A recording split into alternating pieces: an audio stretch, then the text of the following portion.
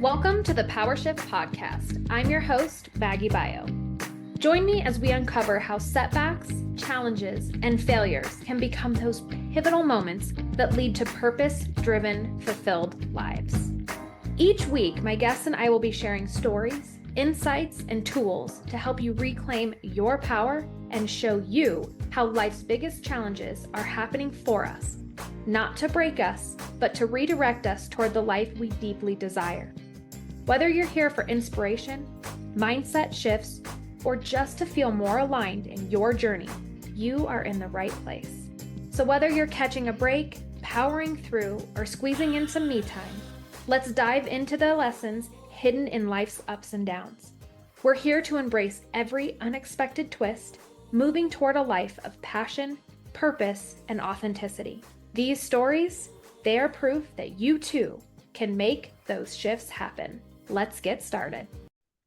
Hello and welcome back to the Power Shift Podcast. I am your host, Maggie, and today I have a special guest, Sami, and I cannot wait to talk to Sami because we met, and ever since I was kind of looking into her life from, our good old Instagram and Facebook land, it seems as if we have a lot in common. We have a lot of similarities to the layers of our story, and I know that this is going to hit home for a lot of women.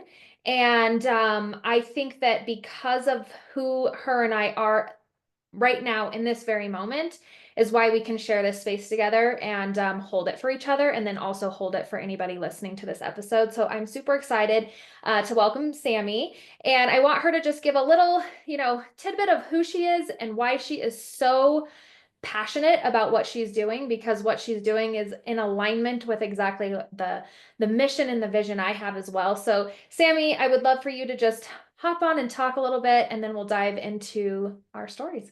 Yes, absolutely. So I'm Sami, obviously. I am a single mom right now, currently, and I have a esthetician for years. I started doing lashes and kind of finding that I was defining myself off of all of those things, right? Single mom, wife, that kind of stuff. So who I am a fun-loving person who loves to live in her authentic roots. And I like to dabble in astrology. I like to talk to people. I love to network and connect. And I really found that this year, who I am and what I am is I love to share my story. I love to share what made me into this version of me right now. So I'm excited to share all my things. Yeah, I love that because I can already just feel the energy of you.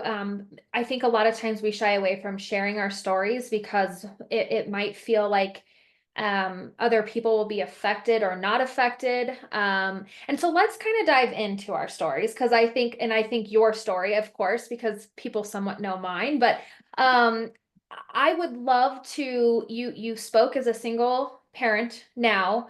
I think you have hinted to some of the things that have transitioned for you. And I would love to just kind of talk to you about that. And I'm going to be very vulnerable right now. Just you kind of sharing and talking and saying you want to share your story. My heart is already like kind of peeling a little. And so I just want to hear from you, like when you said you weren't maybe truly living to your authentic self in your authenticity, and you weren't maybe living for yourself. Can you kind of explain to us a little bit about that story? And please, know that I might interrupt you in a spot where I would like to dive in a little deeper and just kind of hear from other layers of that. So I'd love to hear from what your story is. Absolutely. So, obviously a lot of things in life don't just happen. It's not just one day you wake up and you're like, I'm divorcing my husband. This sounds like a really good idea. My story really begins back in childhood and being made to feel as though I had to be a particular mold. I had to be a particular person to be liked by many, that constant people pleasing aspect that the majority of us have because we don't want to hurt someone's feelings. And so growing up, I was always finding the mold to fit into, to sit at the cool people's table is what I call it. Like, I just wanted to sit with the cool, popular people and be, you know, surrounded by people who were cool and doing awesome things and all of that stuff. And what I learned this year, I don't know exactly where the shift happened. Well, I do actually. In 2022, my ex-husband had a manic psychosis episode, and it was 4 weeks of what I felt like was pure hell, to say the least. And it was hard because while he was in the hospital, the mental hospital for a week, getting diagnosed, whatever, I was still the single mom, you know, working hard to do all that stuff.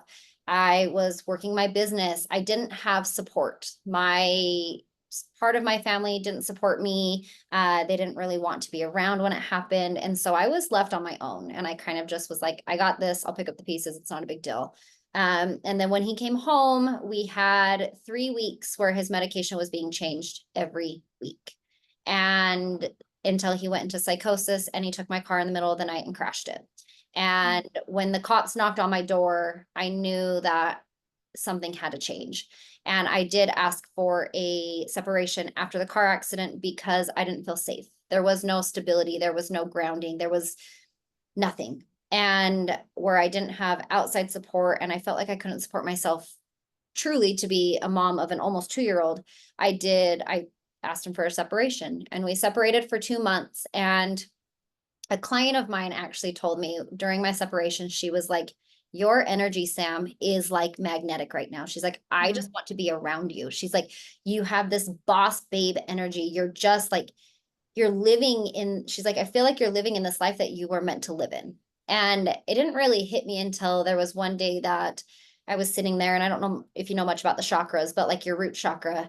And all of a sudden I was like, I have this tingle and I don't know what it is. And I'm like, I'm just connecting to my legs more. I'm connecting to these things more. And I dyed my hair the way I wanted to. I cut it short like I wanted to. I wore clothes that I wanted to. And I didn't realize that he had been controlling all those aspects, that there was a control piece for him. And when I separated and I was like, I'm my own person now, I'm a free agent, I can do what I want, I started to embody that and feel that. And people started wanting to be around me, and things kind of slowly started to fall into place of like where I wanted to be. However, I did get back with him. We did get back together for a multitude of reasons, right? There was love, there was whatever, but there was that aspect of me that was like, oh, he's changed. He's going to be different. There's that always little piece about in narcissistic abusive relationships where I was in a very abusive relationship. There was never hands laid on, but emotional, vulnerable, even sexual, like there was a lot of abuse. And I didn't start to recognize it until we got back together and those patterns started happening again. And I was like, wait, I feel almost dead inside again. I feel kind of like small and little, and coming back into this place of who am I? And started questioning that. And then in January of, it was New Year's Day of this year, I just, something snapped in me. He went home drunk from my dad's house and something snapped in me, and I just was like, I'm done. Like, I was fearful that I was going to walk into that house to a dead body. It wasn't the first time that he had done something manic or crazy or made me feel like I shouldn't even take my son in the house, you know. And I just realized, I was like, this is not a relationship for me. And I told him, I said, you have 6 months to figure this out. I said, you can either level up with me or you're going to level out. Either you have a choice. And almost 6 months to the date, on June 4th, I asked him for a divorce. But the things that happened right before that, like when I tell people my story, they're like, I'm sorry, it happened how fast? May 22nd, I asked him to make me a peanut butter and jelly sandwich. And anyone who follows me on Instagram knows that this is the infamous peanut butter and jelly sandwich story, where I had to sit back as I'm driving after one of those days where any mom has had, where you wake up and it's go, go, go, go, go, go, go with no stopping in between. I didn't eat. I didn't have a chance to even like barely get ready, you know, but I was going everywhere. And so I was like, we have an hour before we have to leave again. I want to go home. I want to ride the Peloton. I just want to, you know, just take that 20 minutes for myself and ride the Peloton and just connect to myself. And I asked him after thinking, because it was one of those relationships where you had to think before you ask, because if there's a hint of demand, if there's a hint of need, it's not going to happen, right? And so on our way home, I was like, hey, when we get home, would you mind making me a peanut butter and jelly sandwich while I go ride the Peloton for just 20 minutes? I'll shower. And by the time I'm done, we can get ready and take our son to swim lessons. And his reaction was volatile. It was as though I had pretty much been like, hey, go get in the kitchen now. I need this. You're just gonna do this. Like, no ifs, ands, or buts about it. Like, he went off on me. Like, how could you even ask me to make you a sandwich? Like, you're gonna go do something selfish and you want me to do something for you? And I was like, whoa, okay. And that happened on May 22nd. And then June 3rd, between that time, I was like, I'm so tired of constantly trying to figure out how to ask you to do the bare minimum, right? Like literally the bare minimum. And so on June 3rd, I had to go search for my mom because she was manic and crazy and got in a car and drove. And so that triggered me. So I was like, instant like martyr kind of thing. And sitting in the car with her, she started talking about how much she hated her kids and she hated her husband and she hated her life and everyone hates her. And it was just all this hate and negativity. And I kind of sat there and I said, if I stay in my marriage, this is my future. And the next day I asked him for a divorce. And on July 12th, we listed the house. July 13th, we accepted a full offer on the house. And they were going to pay closing costs. And July 30th, I signed on my divorce.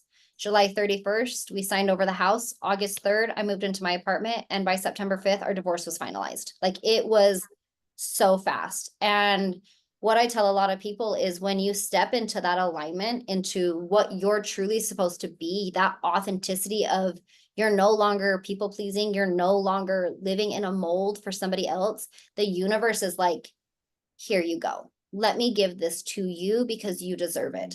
And it was the biggest confirmation that I wasn't supposed to be married to him that long. I wasn't supposed to have this relationship with my mom. There was confirmation of like, you're doing the right thing by setting boundaries for yourself, by living in your authentic life. I lost an 8-year friendship, a 7-year marriage, and a 23-year friendship, all within that time capsule. And it really made me realize that those who are not in alignment with you, the second you step into your power and you shift that mindset of it, you lose what's not meant for you. Those people were meant to get me to a point, and that's about what they did. And I'm grateful for that. I'm eternally grateful for my marriage. If I didn't have my marriage, I wouldn't have my kid. If I didn't have that friendship, like there, you know what I mean? There's little things here and there, but it's sad. There's a grief to it. Doesn't matter how crappy the relationship is, there's grief. But I think that's the other part of being authentic is recognizing that you can still find grief in the shit, if that makes sense. So yeah. And I'm just sitting here listening to you because our stories align in so many ways, but they're so uniquely ours, right? And what I'm hearing from you too is that you kind of almost had to go from having what you thought you had to losing it all to then actually gaining everything that was meant for you. And I resonate on that level so much, and I kind of got chills in my skin because I was thinking the same thing. When you stand in your own truth and your own power, I know for me, my divorce was very rapid. There was lots of things that ended up afterwards. But you're right, that moment of being able to say, this is not what I'm going to stand for anymore. I live in the Rocky Mountains, and I remember for myself, it was like I looked outside and the sky was blue and there was mountains. And I thought to myself, how is this even possible? Like, why does this life look so different? And I literally made one decision, and it was one choice to say, I'm okay losing my entire life that I've thought I worked for, wanted, I was choosing, Yeah. to then now looking back on that thinking, why did I hold on to it for so long?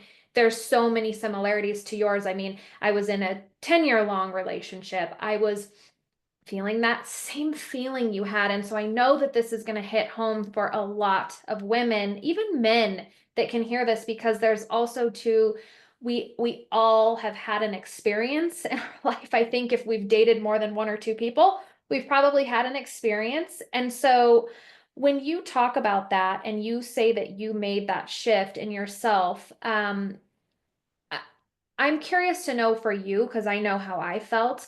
It felt like one of the scariest times of my life, but it also felt like the most um, hopeful times of my life, because I felt like you said, if you own your power and you step for that, there's something on that other side that is there to align you with the people, places, the opportunities. And so let's talk about that a little bit more, because it sounds like you do a lot of alignment coaching and mentoring and helping women really embody who they truly are. And I think that that's one thing that I know I lost my entire identity or who I was becoming before that relationship, and then slowly realized that I was connecting that identity to a person, place, circumstance that wasn't fulfilling me at all. But I also didn't know who Maggie would be without Mhm. that life. But I was willing to make that change, and it sounds like you were too. So for the listener now, just I would love to kind of talk about that a little bit, about maybe that resistance, that pullback, the things that maybe someone can relate to, because I know I can relate to this on like the deepest of levels. But if there's somebody right now listening, what would you say was that first maybe pull to think, what is happening? Why am I allowing? And I do feel like a lot of times the ownership, the responsibility is the allowing. Why am I allowing my life to feel the way that it's feeling, or my world? Why am I allowing that? And I think that that's a part that I want to talk to you about. Absolutely. I truly do believe that, I mean, I agree, we allow. Like Mhm. there, I don't know if you saw my Facebook post the other day where someone shared I did a 22-minute my story talk where I talked about what I kind of just did in a longer version. And my ex-husband came at me and he was mad at me and he was angry and he was like, you defamed me, you did this, you did that, like I can't believe it. And I was like, you're right, I was wrong, I can't believe I did that. And like Mhm. instantly I was just like back in that, like I did something wrong, I shouldn't have done it. I started crying and then I don't know what clicked. It was about a 5-minute breakdown, and then all of a sudden I was like, no, Mm. you don't get to take my voice. And I wasn't mad that somebody shared it. I wasn't mad that he came at me. I was mad that I allowed him to come at me again and Mhm. make me feel as though I was in the wrong. He didn't make me feel as though, I allowed him to make me feel as though. And I think that's stepping into your power of like ownership of, Mm. I own the fact that I allowed that to happen. And going back, like how you were saying, like, why do we allow them to do it for so long? And I think a lot of it comes down to, what kind of relationship did your parents have? What Mhm. kind of relationships did you grow up seeing? What kind of love did you get as a kid? What kind of things were you told as you were growing up? I truly believe a lot of it comes down to a lot of self-worth. We don't Mhm. feel as though we're worthy of better. I feel as though it comes down to our nervous system would rather live in a familiar hell than to Mhm. get out of the chaos. And that is something that in my somatics program, I hit hard on, is that familiar hell is still hell. It's still not a good place to be. The uncomfortable of stepping out of that is scary as hell. Like you said, it was scared. I'm losing my identity. I'm losing these parts of me that we thought we were. But I do, when I think back on when I asked him for a separation, and I remember leaving his parents' house asking him for that, and I was like, I feel good. Like Mm-hmm. it was scary because I was like, I'm a self-employed person. I don't know that I can afford anything. I don't know what I can afford outside of the scope of people. And I do think that that separation piece was definitely that I was able to qualify for a $50,000 car on my own. I was able to qualify for an apartment on my own. And I was like, whoa, I have power. I don't need someone to take care of me. I don't need this. It's nice to have someone pay the bills, especially in this economy, but I don't need that. I will figure it out regardless. And I think having that separation really kind of empowered me so that when it did come to the actual decision and the actual like, we're good, I'm done. I remember that night, like after I asked him, he slept downstairs and I slept in our room, and I was like, the tingles are back. Like I made the right choice. Like, and I did. I sat with that part of my body and I was like, yes, this Mm-hmm. is where I'm supposed to be. And it doesn't, like I said, it doesn't mean that I don't grieve what I had or that, but I think we put up with a lot more than we should because we don't want to hurt people. Again, Mm-hmm. coming back to that people pleasing aspect, we don't know our full potential and our full worth, or we don't want to take the chance on ourselves. Mm-hmm. And I think part of like my coaching process is how do we find that piece of you that knows you're worth it, that knows you're beyond limits. You're not meant to be confined as any, no human is meant to be confined or confound into something. We're meant to expel our energy and be the best possible versions of us at all times. And I think that's what I hit on my coaching stuff, like I said, all the time, is connecting with the feelings that we get, knowing that you're safe and knowing that you have the choice to either remain stagnant, that is your choice, you remain there, or you get to step out into your power and see what the world has to offer without the blinders of somebody else. Yeah, I love that. And everything you're saying is a lot of what I like to talk about as well, is because we tend to dim that inner knowing because it's like that, oh, but what, how are they going to feel? Or what are people going to think of me? And well, and we tend to just, why do we always tend to think of the other people's reactions and feelings and thoughts over our own? Because, and I say that all the time, like, we mold, we conform, we do these things because why? Yeah.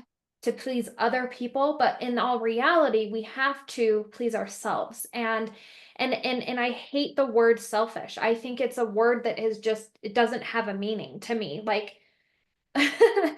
selfish is not a word. It's every single one of us deserves to be selfish. Yep. And selfish isn't something that is a bad thing. And I think that a lot of us were born up into this world and we've had these things about, well, that you're taking care of this and you're doing this for every, and that's normal. But it's actually normal to align with yourself and what you feel like lights you up. And I talk about that too. It's like, when was the last time you did something that you enjoy over going and just, oh, sure, I'll go, and you're, dragging yourself out of the house because you're trying to say like, I said yes to that. So Yep. I like to talk about that too, is like taking the pause to reflect, because you talk about those feels.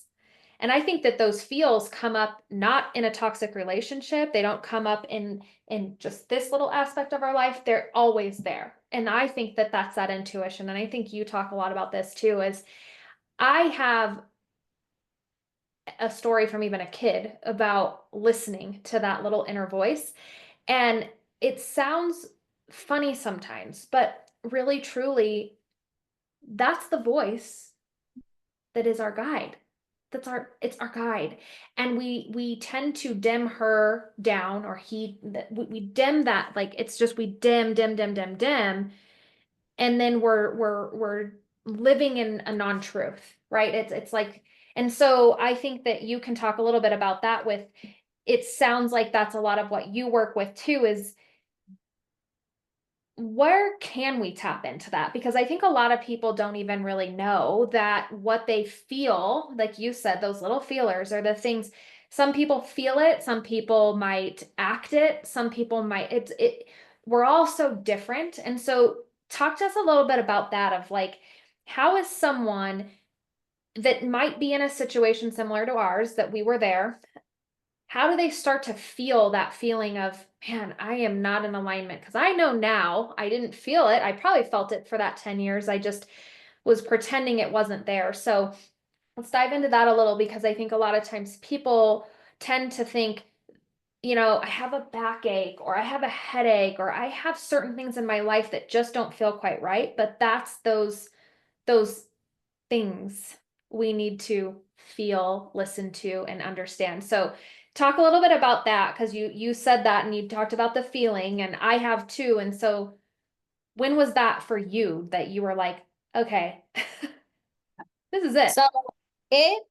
So my personal feeling came in fall of 2020 or December of 2023. I had a session with a girl that I absolutely love. She's a intuitive soul coach, whatever, however, one of them, right? Yeah. And she asked me, we were just talking and she's like, Sam, what are you scared of? Like, what are you genuinely scared of? And I was like, I don't know, anything, like my life, dying. I don't know. She's like, no, like, uh, it can be out there, Sam. What are you scared of? And I was like, well, I'm scared of the super volcano. Like, that's pretty scary. Like, honestly, yeah, like if I had to name a fear or something that has kept me in a stagnant place of fear, like will debilitate me, it's the super volcano. And she was like, okay, well, it goes off. What happens? I said, well, we all die, and that's just what it is. And she said, okay. She said, what if you are your super volcano? And I was like, I think you're crazy because I'm not a volcano. But I really sat with that afterwards and I was like, you know what I've never done is I've never just gone off. I have never just exploded. Maybe in little fragments where you throw something or you slam something or you whatever, but I've never like fully gone off. And when I finally did, I realized I felt everything. I felt the sadness, the grief, the resentment, the anger, the bitterness, the unappreciation, the everything. And I felt it all. And it was intense. It was hard. And I sat there and I cried and I cried and I cried. And I scared everyone in my house. My dogs peed on the floor and ran away. My kid ran off. Like my husband ran, like everyone ran off. I exploded and they ran like any other volcano. And I realized in that moment that I was like, that wasn't worth it. It wasn't worth it for me to constantly suppress and to numb and to disassociate to the point that when I exploded and when I finally felt that, it scared everyone. Now, it was one of the triggers into where I finally was like, I'm done. I no longer want to do this. I no longer want to be in this marriage, because that was in December. In January, I was like, level up or level out. I'm done.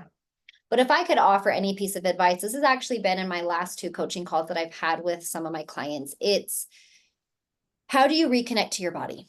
And how do you really kind of start to feel the sensations? Because one of the biggest things to know that you're not in connection with your body is if I'm like, well, how does that make you feel?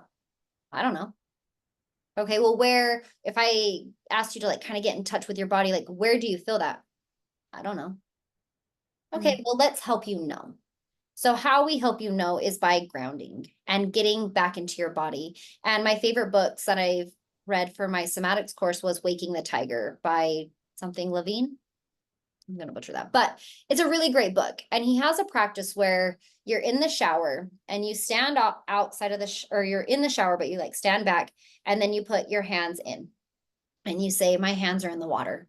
And you start to get that verbal to the feeling and you feel it and you're like, feel the sensation of the water on your skin. And then you go to your arms and you touch every part of your body with it.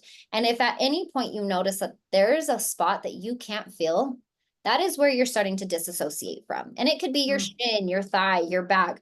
A lot of times it's in our back. Your lower back is your grounding. It is your stability. It is when you are out of sorts with your life, your lower back will hurt. People who have lower back pain a lot of times they're not supported outside or they're not supporting themselves inside.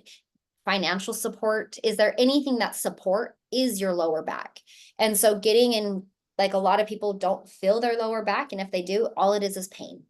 And so when you start to connect yourself back into your body and start to become aware of sensations in it, then what you can do is you can start to notice how you feel when you're around other people. And that is where I started feeling. Anytime I walked into a room with my mom, I got sick and I would leave nauseous and tired and exhausted and worn out. And I'm like, what is this life? And same thing with my husband. And my husband would walk into a room and I'd be like, I'm super tense. And then I'd be like, why am I super tense? Why is my gut reaction to get super tense when you're around? Or even my dad, I love my dad to death. I still have a great relationship with him, but I will get to the point now where I look at him and be like, I'm not cool with this right now. I gotta go home. Like I have to separate myself, but it's because I start to get those sensations.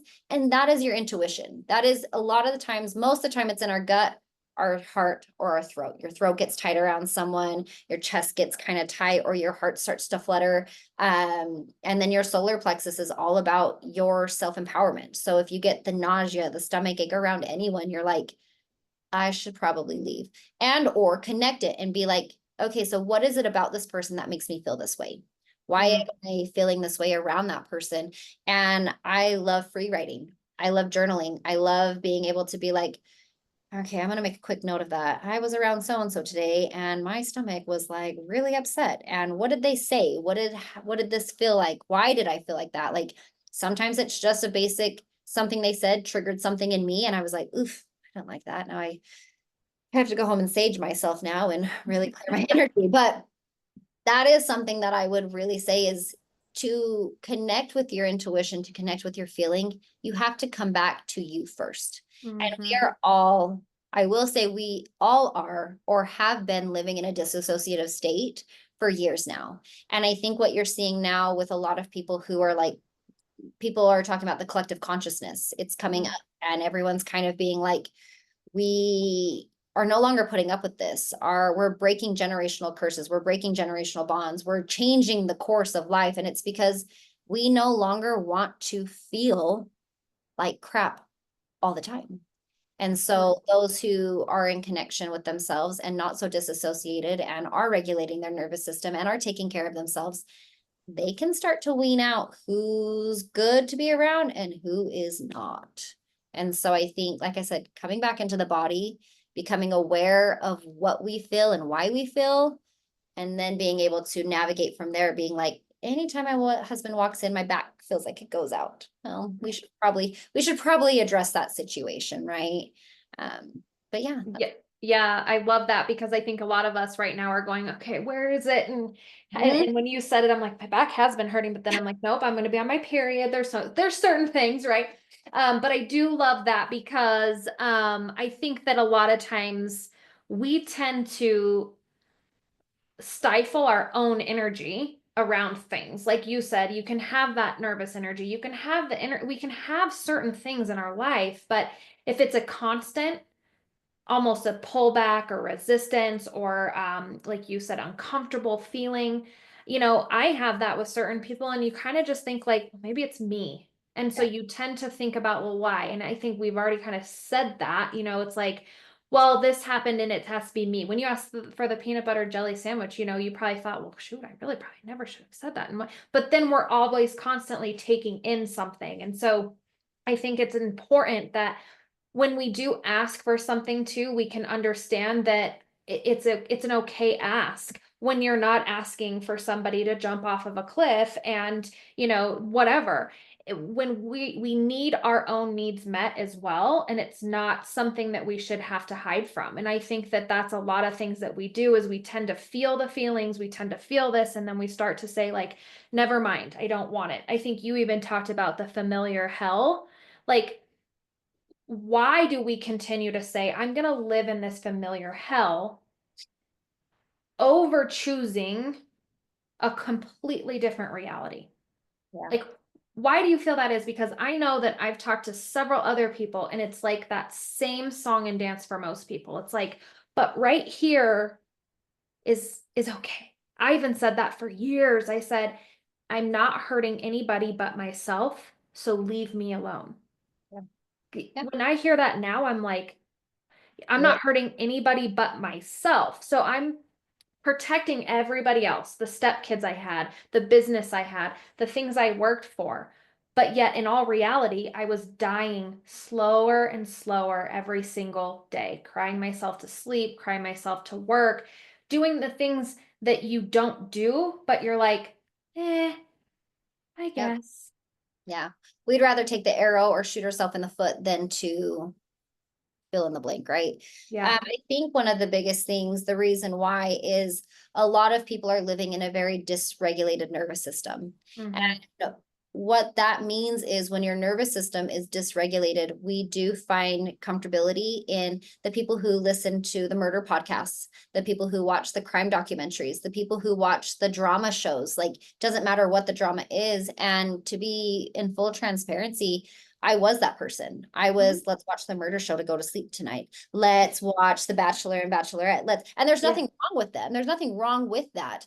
But because my nervous system was so disheveled, was so dysregulated, I found comfortability in that. Mm-hmm. Now, after stepping back and taking care of my nervous system, doing the somatic work that I've been doing, the journaling, the healing, the process that I've been going through, I even watching Desperate Housewives the other day was like, I have to turn it off. It got too much for me. Like, and I was like, oh, I used to love this show. I could sit by and watch it all the time, but why can't I watch it? And I'm like, I'm regulating. I'm Yeah. regulating myself. And then I'm noticing all of the things around me that I no longer want to put up with. But it is easier. And I will say, so when I did the Confidence Catalyst on the 22nd, where I shared my story, there was a woman who shared her story at the very end. And she talked about domestic violence. Her husband beat her a lot. And while my husband never laid hands on me, I again still suffered the mental, emotional, verbal, sexual Mm-hmm. abuse of someone. And it was something that she said. She said, I walked in to the house after he beat her for the last time, and she knew she was leaving the next day.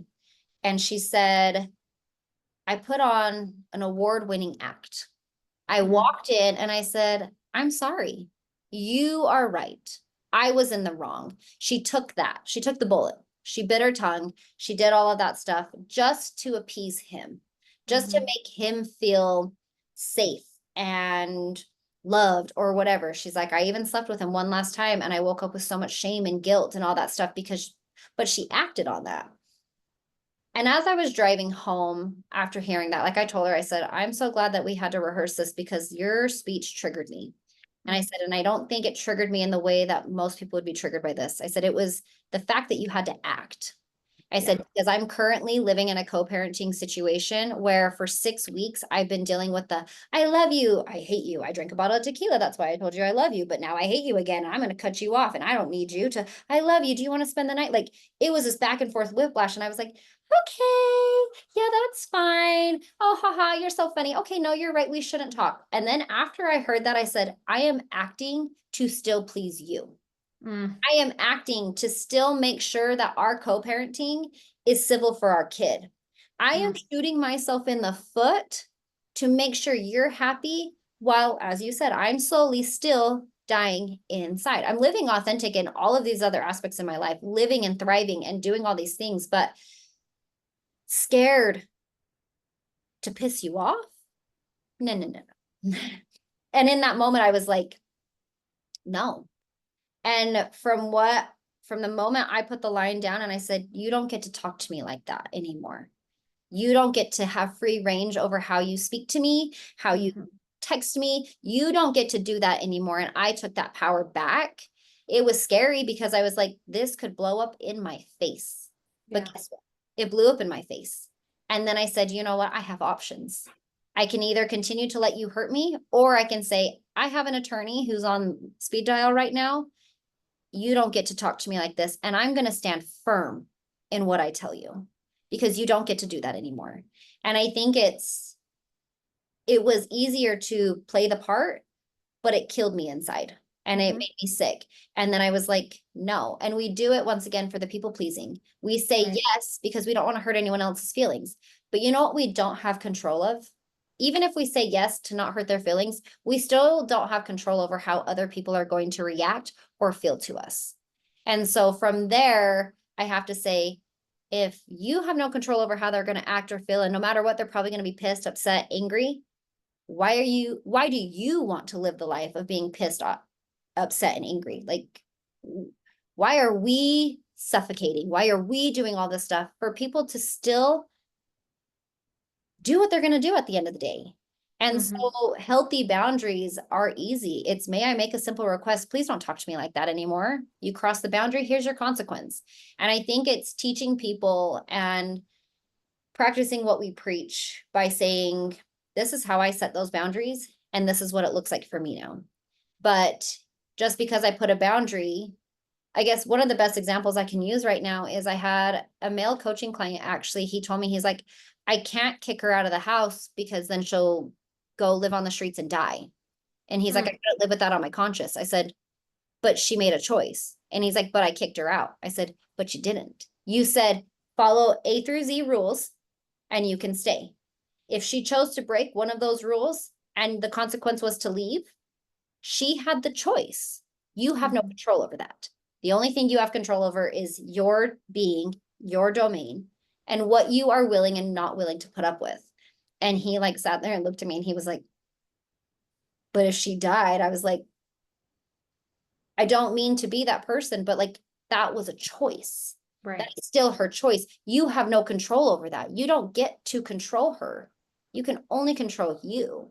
And why are you suffering for the fear of what may or may not happen? Because you think she's going to go die on the side of the road, but she's probably not. She's probably going to be like, well, fine, I'll follow the rules. Or get kicked out and find something else that she can go live. There's many homeless places. You know what I mean? Like, obviously extreme, but we do it because we're scared. But there's nothing scarier than killing yourself on the inside. Like, there's just not.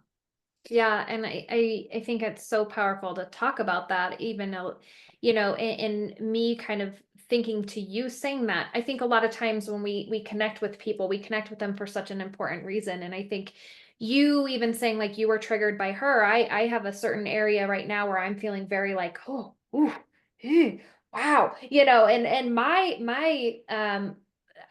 we were technically married 10 years. We didn't have the fanciness, but you know, uh, when it's interesting just to think about that I've been on a healing journey for as long as I have, and it still sometimes triggers to think about like what it was in my life that I was allowing to, and I was making the choice. And so I think I made choices too, like you just said, like I was killing myself, but I was yet also enabling that other person, right, to continue to live the lie. I mean, the amount of, you talk about that too. For me, mine was all mental, and just it was just terrible. I never had a hand laid on me, but it was the constant battle between my head is, am I the crazy person? Yes. Am I the person that is, why do I feel the way I feel about the situation that I know is true, but yet the lie and the manipulation is so strong that the brainwash became me repeating the pattern. And I became in that toxic cycle where it was my familiar chaos, right? And it was okay, and I wanted it. It was almost like I craved it. And so I kind of related to you when you talked about that, like, well, I want you back. I want you here. And oh, I had tequila into this.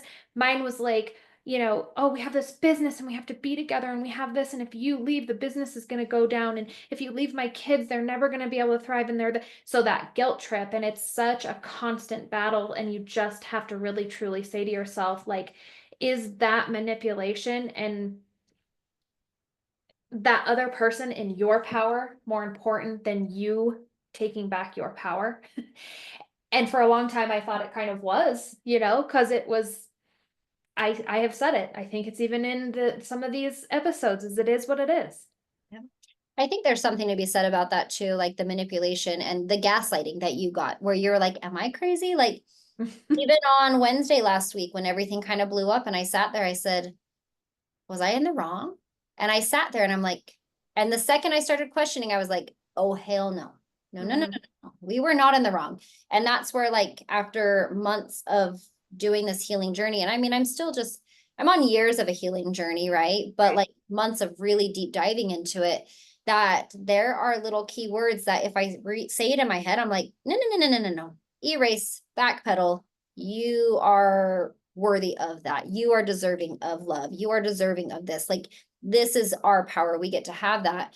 And I used to tell people all the time, like, a true narcissist, and I mean, narcissist is used by anyone who feels like, I like how you said that about selfish. Like, selfish is, I used to say selfish is, used to have a very negative connotation to it. And now all of a sudden it's starting to have like, I am being selfish and it's good because I have to Okay. pour from an empty cup, right? But I used to tell people like, my mom is a narcissist and she truly is, by textbook definition to me, she is a narcissist. She treats me the way a narcissist was. And I used to go in to conversations with her with a journal, with a notebook of a checklist of like, this is why I'm in the right. This is why I know I'm like this. I am valid to feel these feelings. And I would go into the conversation with her and even my ex-husband, go in valid. I've got my valid. I validated myself. And then somehow turned around and walked out and was like, I'm still wrong. Like, I am not validated. I am still wrong. And it's that right there. It's because they're never going to admit they're wrong.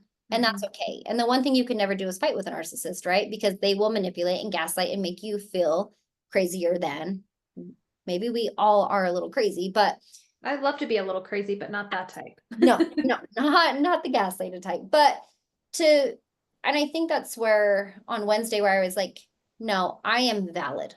I validated myself, and we need to learn how to validate ourselves, validate our feelings. Anytime I have a conversation with someone and they're like, I know, I'm sorry, I shouldn't feel this way, but no, no, no, you should feel that way.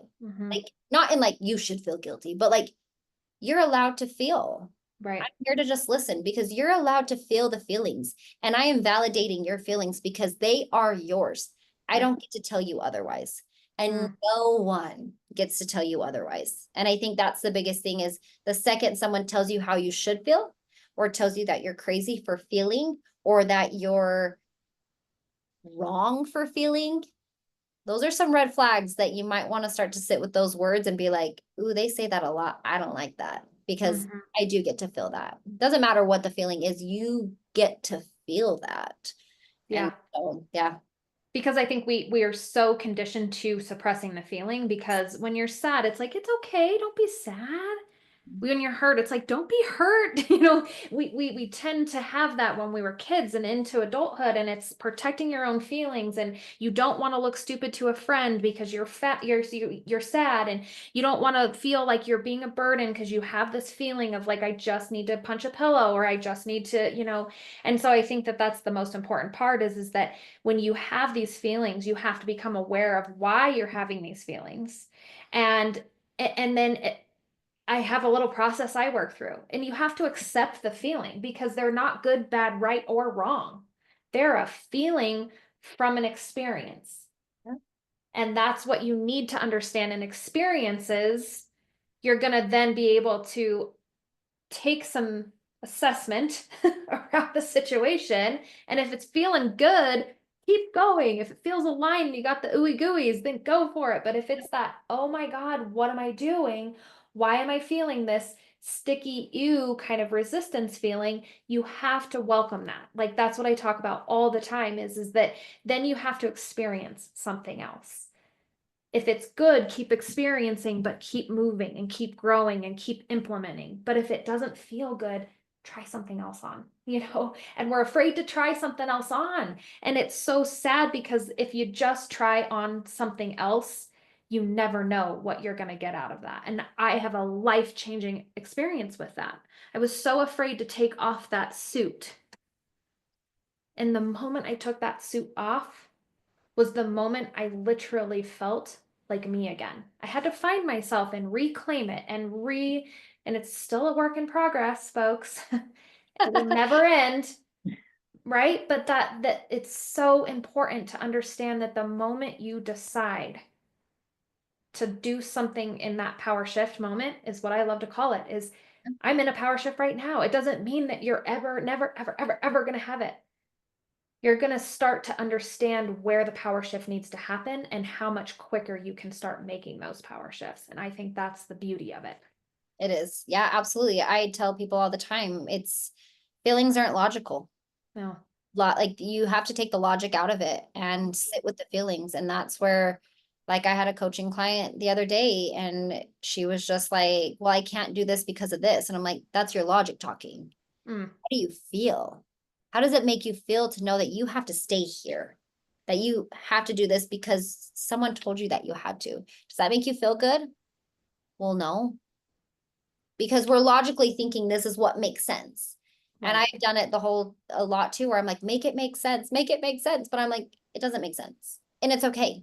And that is something that we have to get used to, is that logic is there for a reason, for sure. Mm-hmm. But when we're basing all of our choices off of logic, I actually had a really funny conversation with someone the other day. I don't know if you ever watched The Big Bang Theory. Mm-hmm. I have. I'm not a ton, but yes. Okay. So there's a part where after Sheldon and Amy break up, Amy and Sheldon hang out, and Amy calls Sheldon and she's like, hey, I think I want to be your girlfriend again. And he says, you know what? It was the hardest thing that I ever had to do was get over you. So I think we need to be friends. And the person who was next to me looked at me and he was like, he's using logic. And I said, you're correct. However, what he felt in his heart wasn't right. And then the next episode is literally, he can't get a song out of his head because he's just in love with her and he just wants to be with her. But he used logic because logic protects you. Logic saves you. Logic is like, I don't want to go through that hurt again. I don't want to go through that again. And then the song got stuck in his head and he realized in his heart that he wanted to be with Amy. And I was sitting there and I'm like, you're right. He does use logic. However, logic was the protective mechanism. His feelings are what he needs to get in touch with, Mm-hmm. thrive, to Yeah. fall in love again, to feel safe in somebody else's arms and take the chance on, not everyone's out there to hurt you. Right. Like when we start to recognize those things of like, how do we feel around people? If we feel safe around people, genuinely connected to safety and love, you're gonna know who that person is. And I think it's, like I said, I truly believe logic is just a protective mechanism. It's there for a reason. It's just a manager part of you that says, well, I don't want to, or I don't want to get hurt again. We're protecting ourselves, the ego. Mm. But I feel your feelings and sit with them. Like that is the most powerful thing anyone can do. Yeah. And don't be afraid to hold on to them too, right? Because I think a lot of times we want to just push them away so quickly. It's like, okay, I address it. Okay, I'm fine. I'm Yep. fine. I'm fine. Yep. I don't know how many times I said, I'm fine. I'm fine. And deep down inside, I'm like, I'm not okay. I'm not fine. But I don't want people to ask me because I'm going to tell them I'm fine, And so I think that that's so important. And I love that because I just, everything that we've talked about has been so like, yes.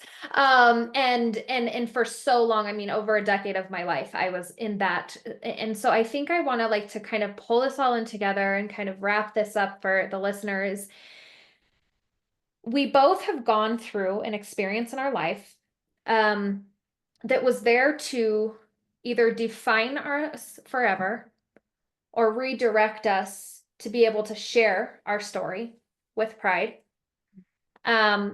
And help impact and change other people's lives. And so I want the listener to understand that my story, your story, his story, that person's story is all uniquely ours. But in all reality, we all have the same choices, thoughts, feelings, and reactions to ultimately choose a different life for ourselves. And that's what's so powerful in all of this. When I talk to all these different people and I'm connecting with all these different, the power shift, it's like now I'm talking to all these people that in our lives, we all are handed something. And we can, sometimes it takes a bang over the head 5 or 6 times before we're like, ooh, okay, all right, I'm ready to take that move. So in kind of wrapping this up, like if you could say to the listener, if you've had that feeling, if you've had that pull, if you've had that just that feeling of, I am so ready to make the move, I'm just afraid and I don't know where to start, what would you tell them would be their first best step? And I'm not talking that you have to be leaving, right? Toxic relationship. I'm not talking you have to be leaving. It's about where your circumstances led you to be. Like I said, it's everybody's uniquely to their own story. But when you've had that feeling and you've fought the feeling, but you know deep down inside you need to make the shift, what would that one first step be for that person? I would say untether yourself. My whole business is Untethered Healing, and it's untethering yourself from the things that no longer serve you, and it's cutting the cord.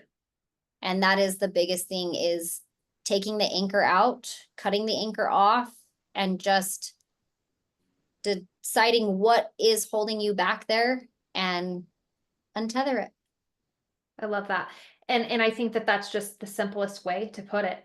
You know, a lot of times we're overcomplicating it. We're like, well, how do we undo the anchor, and how do we untether ourselves? It doesn't matter. It's the fact and the movement that says to yourself that you are worthy and deserving of that.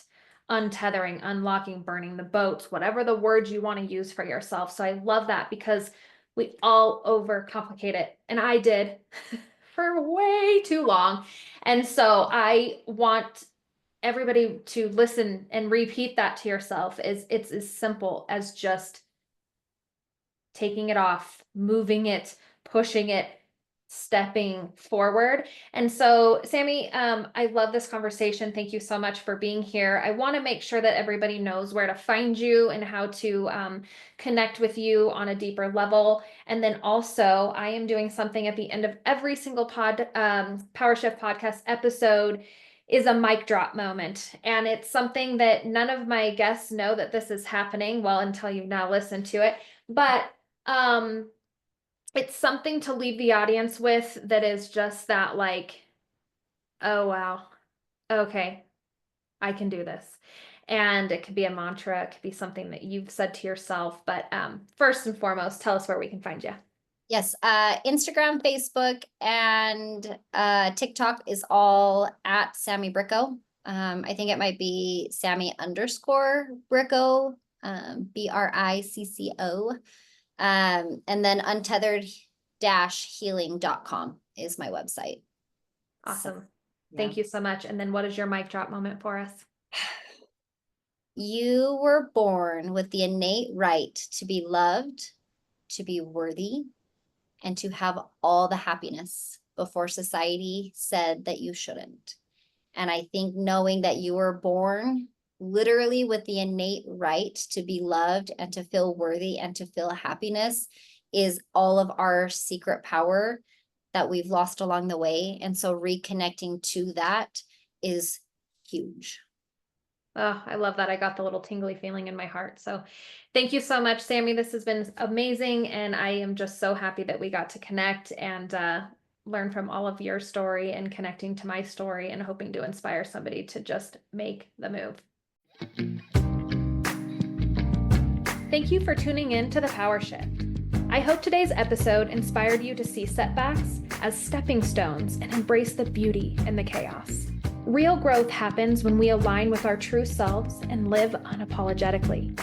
If you enjoyed this episode, be sure to subscribe, share, and leave a review. It helps more incredible people like you discover the show. Until next time, keep making those power shifts and step boldly into the life that's authentically yours.